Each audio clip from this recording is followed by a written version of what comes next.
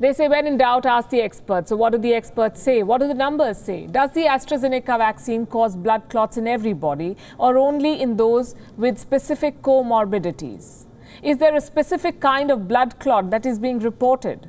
Also, how many adverse reactions have been reported? Is there a clear indication that they were caused by vaccination? Here's a detailed report which separates the facts from the hype.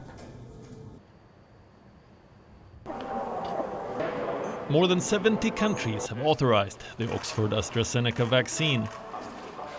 350 million doses have been doled out across the world.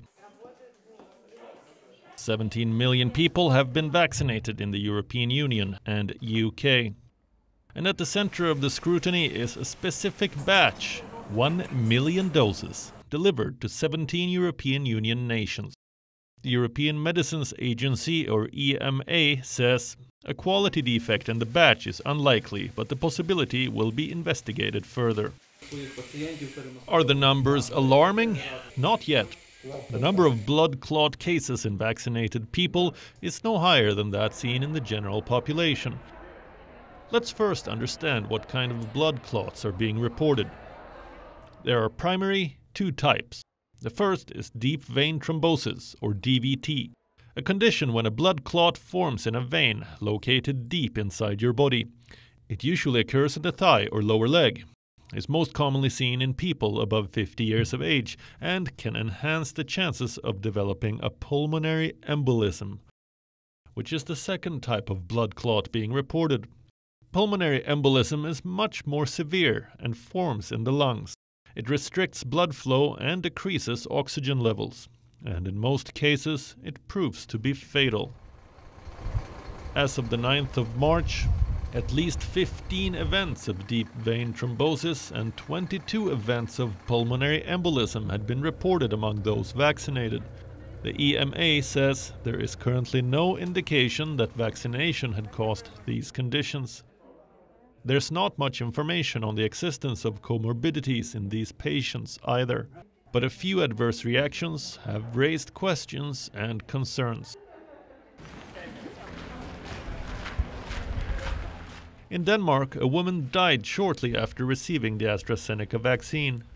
She had a low number of blood platelets, but reported several clots and bleeding. These are highly unusual symptoms and rarely occur together.